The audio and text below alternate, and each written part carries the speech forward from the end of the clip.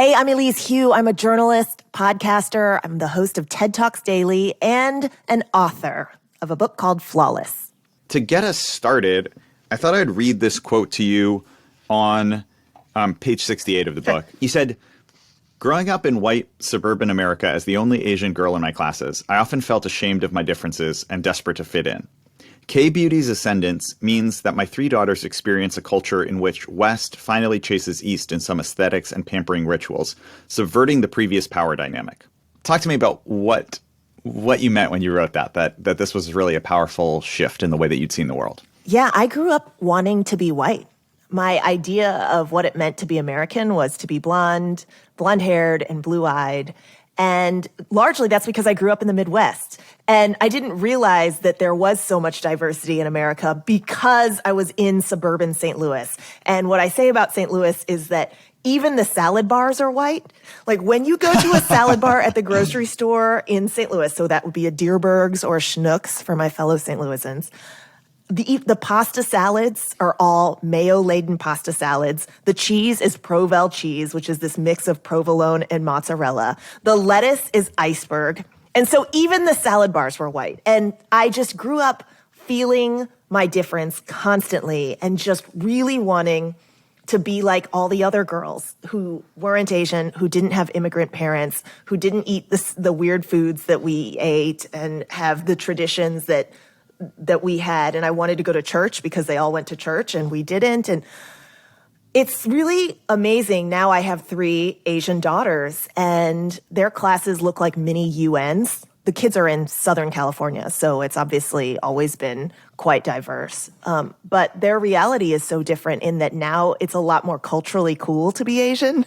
You know, they are not only seeing representations of themselves in media, in film, in television, but Korean beauty and standards like glowiness, dewiness, the look of K-pop stars is something that everybody wants to aspire to, even those blonde girls that I was so desperate to be more like when I was little. Yeah, you really bring your journalist eye to looking at the ways in which what we think of as beautiful can shift and change and what causes them to shift and change. Tell us a little bit about your background and how you ended up writing a book on Korea. So I had been a journalist in the U.S. for all of my adult career and was working for NPR in Washington, D.C. in late 2014 when I had this epiphany that I did not want to be going to book parties in Washington, D.C. or in Bethesda for the rest of my adult life. So I went to the bosses at NPR and they said, we're going to shut down the Afghanistan Bureau. And as a result, we need to open up in a place where we've never had coverage before, Northeast Asia. So it would be coverage of both Koreas, North Korea and South Korea, as well as Japan. And they said, well, it's posted in Seoul, so you would have to live in Seoul. And I was like, you know what? Let's do it. And so in early 2015, after I was newly pregnant with my second daughter, we packed up. It was my husband, my 2-year-old, my elderly beagle, and 2 cats. We got on a plane and we flew to Seoul and relocated there and lived there for 4 years. Growing up in the Midwest and living in the U.S., you had kind of often associated your identity as kind of almost like a pan-Asian identity, right? Like, I'm Asian and that's one identity in the U.S. And then you get to Seoul and all of a sudden, you're not Korean. You're completely having to reevaluate like how you look, how you fit in, and what society looks like, and how it looks at you. And what was so powerful was how much you are instantly judged by your appearances when you get to Korea. So I would walk down the street. I'm 5'9", so I'm taller than the average woman anywhere, maybe except for Nordic countries. And I wear a size 8. And I think that's average, you know, or normal sized. But I would walk up and down the streets in Korea in front of stores that had larger size clothing. And people would just yell at me, large size, large size. You are made very aware of your difference very quickly. And then, you know, it is a norm in Korea to essentially make a comment about your appearance. So if I hadn't seen you in a while, Chris, I might say, wow, Chris, you look tired. Mm-hmm. Or Chris, you've lost weight. Or Chris, what happened to your hair? Uh-huh. Or Chris, you've grown a beard. Like, these are the first things that you say to people. And so... Yeah, these are all the same first things that my mom says to me as well. Right. So it's a land where everyone is your mom. Yes, yes, yes. And so the prominence of appearances, just physical appearances, was made known to me very quickly, and I kind of internalized it, and it tickled or triggered a lot of my insecurities, but I never looked at it in a journalistic kind of way because I was so busy covering all the geopolitics and the business and whatnot. And I never really looked at it and took a deep dive until I came home. And I thought, wow, I was really changed by that experience. What happened there? It's interesting to think about all the ways in which visual identity, the way that we look to other people, that things can go from being invisible to us, something we've never noticed or thought about, certainly never been insecure about, to all of a sudden being hyper aware of. You talk about how in Korea, you all of a sudden became very aware of the fact that you have freckles. Yes. That's because it was the first comment that people would make as something that I could fix. So what happens is, and one of the big themes of Flawless is that our adherence to beauty culture, and I describe beauty culture as basically a cousin to diet culture. So it is a kind of way of tying appearance to worth and appearance to value and appearance to professional and personal currency. So if you look good, then you are good. And if you are working on your looks, then you are hardworking. And so if you're not working on your looks, then you're seen as lazy or incapable. One of the big themes that comes out of the book is this notion of labor, that the work that we do on our bodies is work, but we adhere to beauty culture so much that it's cloaked in empowerment or choice. But really, it does cost time and energy and resources, and those are important levers of our freedom. And when I'm spending time trying to remove freckles or offered ways to remove freckles, then my mind and my energy isn't directed elsewhere.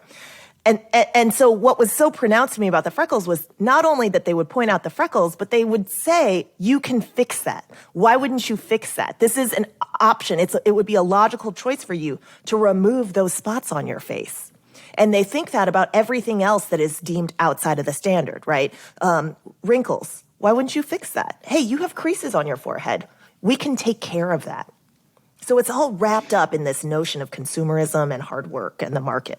In some ways, when you go to another country and when you're living in another culture, it lets you see things with fresh eyes, including yourself. The idea that in the US, there is a premium that is paid to people who are visually attractive, right? That life is easier, that it's easier to get a job, that people treat you better, that people view you as more competent or desirable or morally good. Life is easier if people think you look good.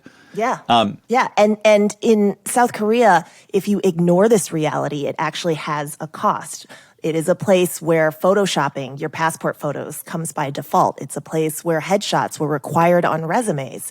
And so Korean women are accurately perceiving that if they fail to be thin or beautiful, whatever beautiful means at the moment, it will literally cost them.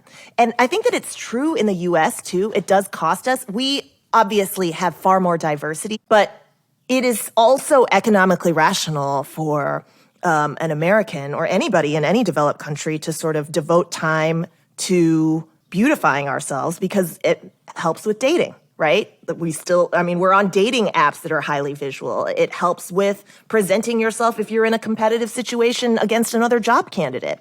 It might not be explicit. It might not be like, please put your photo on your resume and be 5'7" and be under 120 pounds or whatever it is.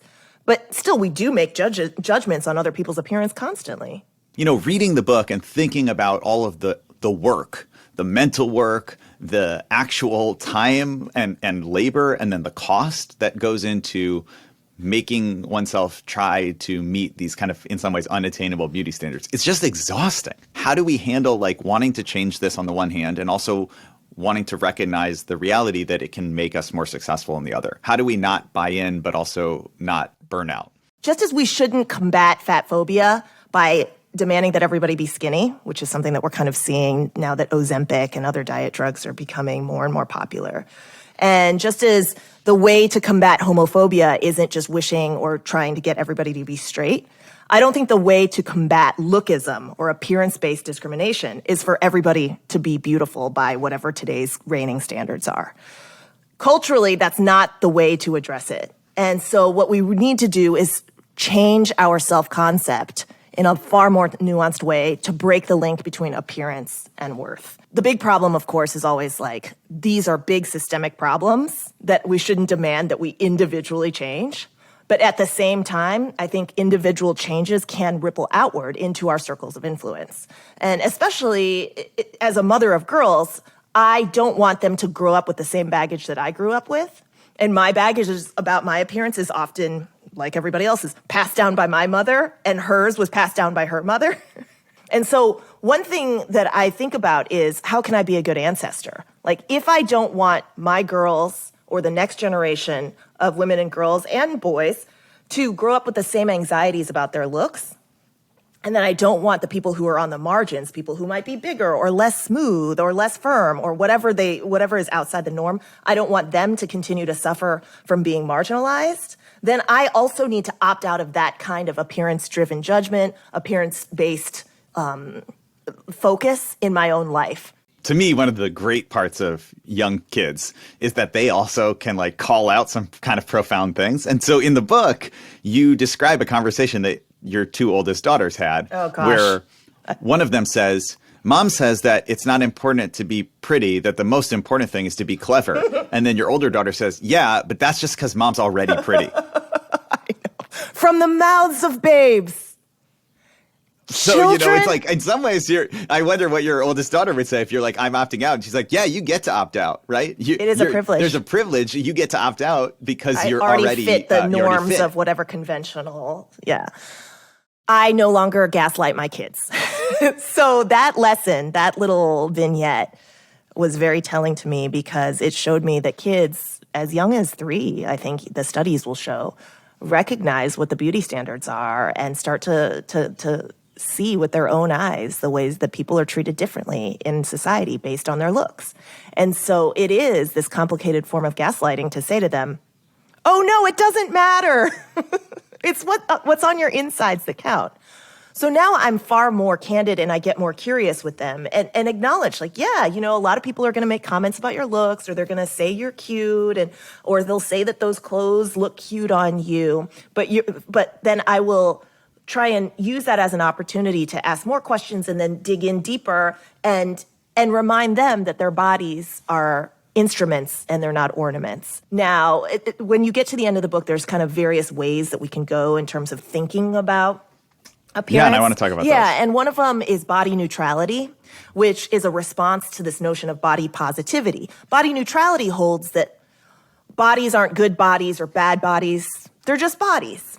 And then there's this new concept by a researcher named Celine Leboeuf called sensualism.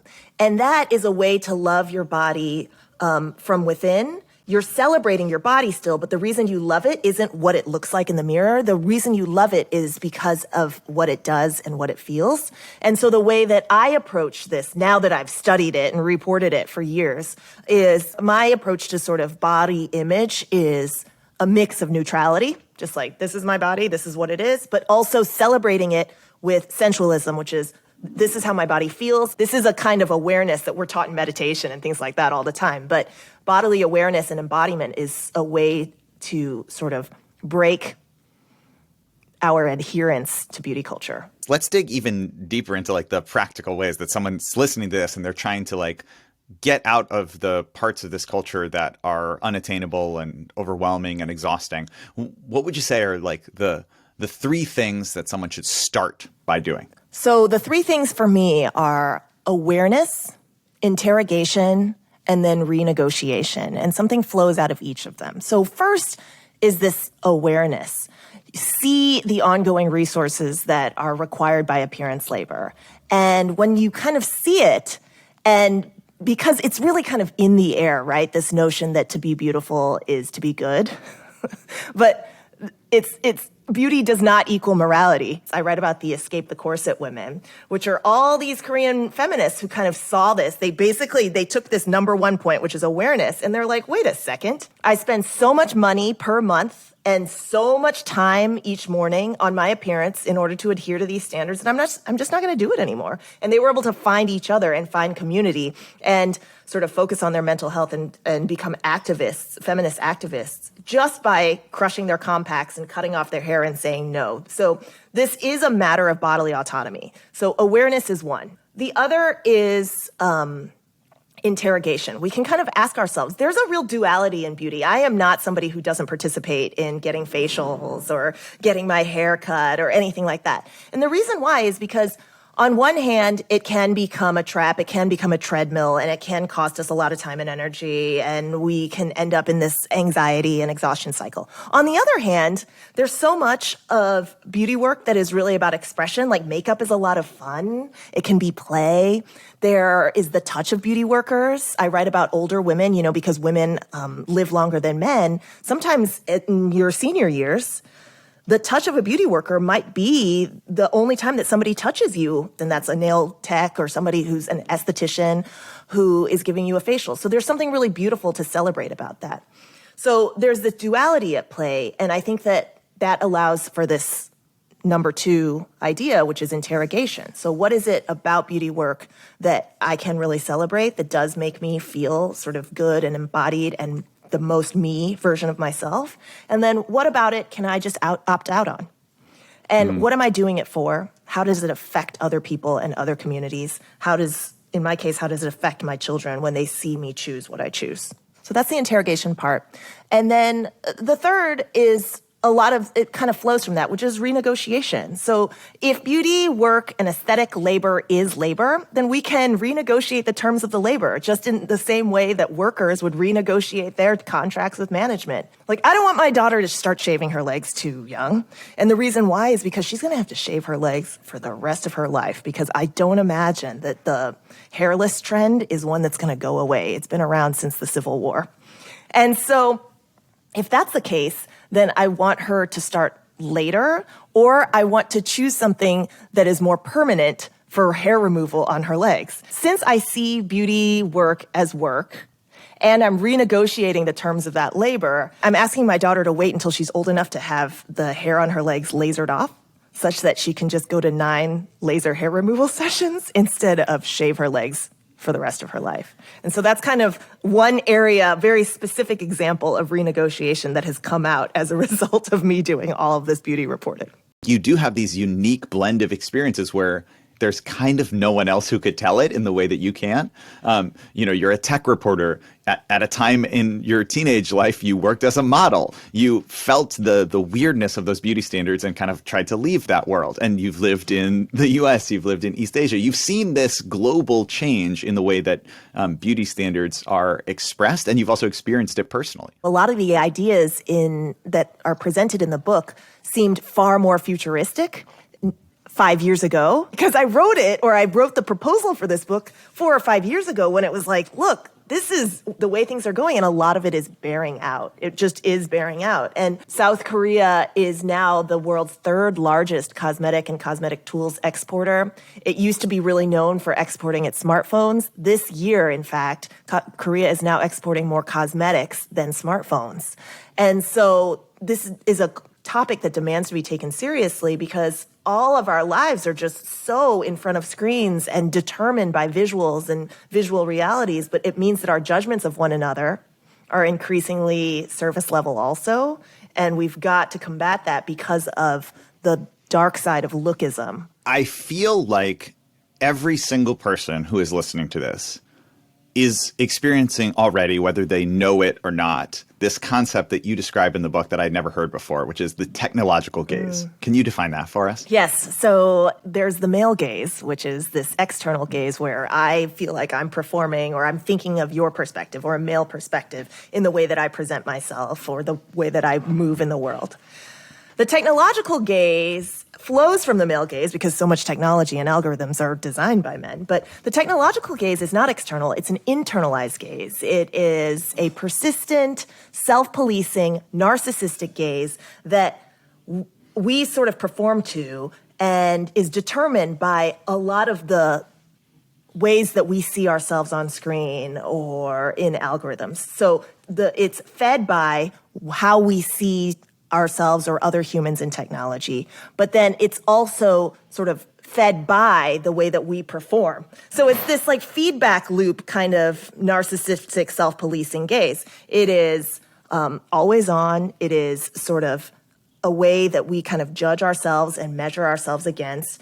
But the other kind of technology that is then available in a technological gaze is the technology of improvement, right? So we both are learning from what we see on screens, but we are also feeding these algorithms by performing to the standards that we are fed by the screens. It is this never-ending loop. And then it's also narrowing, right? Because what happens is that we become clones of clones of clones, and that's what AI does too.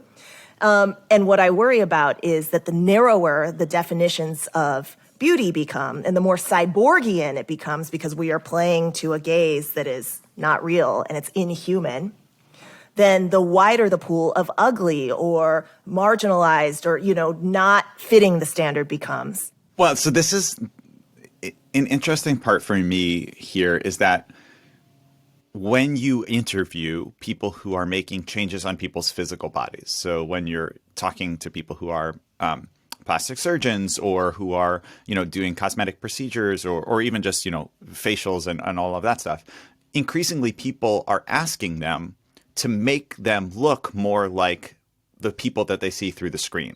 And often those people who they see through the screen are actually putting on a technological filter, right? So people then feel like they have to, in the real world, live up to the standard of the technological filter. Yeah, that's essentially the technological gaze, right? It's a situation in which the virtual world leads the physical world. The virtual world and how we exist on screens takes privilege over how we exist in real life in physical space. Until I read your book, I hadn't ever really thought about that idea that beauty standards aren't just socially formed anymore. They're also now being formed by the technology. And so the more that we have an awareness of that, of for example, just for myself, right? I go into Zoom meeting. I spend a lot of my time these days on Zoom meetings. I go into it and I turn on the touch up my appearance just a little bit. And you know what? It looks great. And then I do notice that when I'm in an online meeting that's not through Zoom, where they don't touch up my appearance, Google Meet, yes. Oh, when I go into Google Meet, I'm like, I can't believe that's what I look like. I noticed that too. It's kind of shocking to me. And it does affect my self-perception because I go, but I thought I looked like the other one. And that actually wasn't the real me. That was a mediated me, which is a weird thing to all of a sudden see. Historians will tell you that the whole dawn of the cosmetic, personal care, makeup industry came from photography. These things are inextricably tied. And so now it's not photography, it's sort of AI-generated art and AI-generated images. And in the same way that photography then led humans to sort of perform because they knew that they were getting captured, now these newfangled technologies, the Lensa AI photos that we're seeing, the filters that are presented to us on TikTok and Snapchat, they are the next way we are performing. And one of the questions I went into in reporting the book was where do we draw the line when upgrades are so accessible and upgrades are more and more possible, right? Because Korea really is innovative in terms of its injectables and all the other ways that it can non-invasively help you change your face and body. And one of the most striking insights to me was that really our bodies are going to draw the line. At some point, our bodies are just going to say, because, and you've seen that probably on some people who continue to try and be ageless after a certain age, or this notion of ageless, which is problematic. And I challenge the notion of sort of, I want to get my body back. Where do you want your body to get back to? Nature is never fixed. It's always dynamic and in motion, and we're constantly in a state of change. And where I want us to all get to is a point where we can really evolve how we're going to evolve and embrace our body's evolution. How do you personally handle and deal with the technological gaze, whether that's pushing back against it, whether that's living with it, whether that's a mix of both? What do you do with the idea? Yeah, well, I try to just show up filter-free. And then I also try and educate my daughters about it as they're using it. I try to just opt out and not beautify myself as much as possible. As you can see, I'm makeup free as I'm speaking to you right now. Also, this is so easy for me to talk about, but very hard to practice because we live in a beauty culture. So I just want to point out that these are goals. They're not my everyday lived reality. I'm not just oh gosh, I feel so embodied and really in my skin and my value is from my insides and all of that every day. I certainly have those days where I just feel bloated or my hair sucks and it actually does affect my mood, or I'm ashamed to show up at a party because I don't feel like I look as good as everyone else.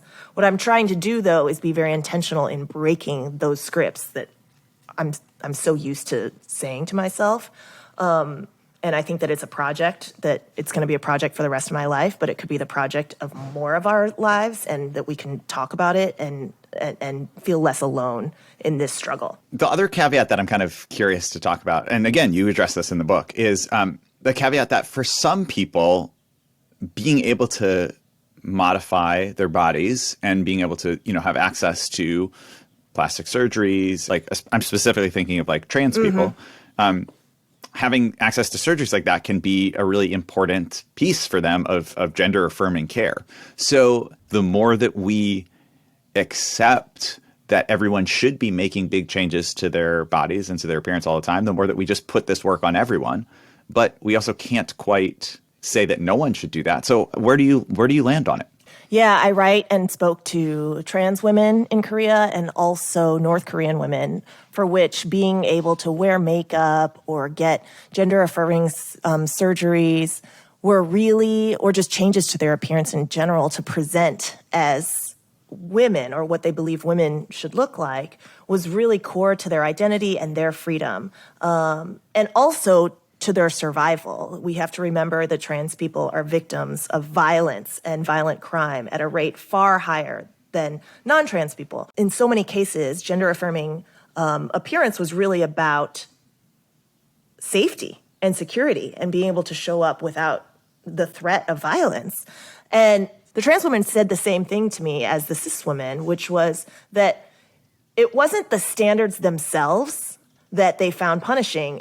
It was standardization, the notion that a woman is supposed to look this way, a man is supposed to look this way. So the issue is the nature of the demands of standardization in general. And that is true whether you are trans or cis or North Korean or South Korean. There's a part where you talk about Squid Game, you talk about Gangnam Style, and you talk about, your amazement that capitalism can absorb critiques of capitalism, how well capitalism absorbs and profits off of critiques of capitalism. Yes. Because so much of Korean film really focuses on, like Parasite, for example, really tells the stories of obscene wealth gaps and the obscene wealth gap that exists in South Korea, and how everybody loses at the end, but capitalism wins. And that's true at the end of Parasite, the Oscar-winning film directed by Bong Joon-ho. It's true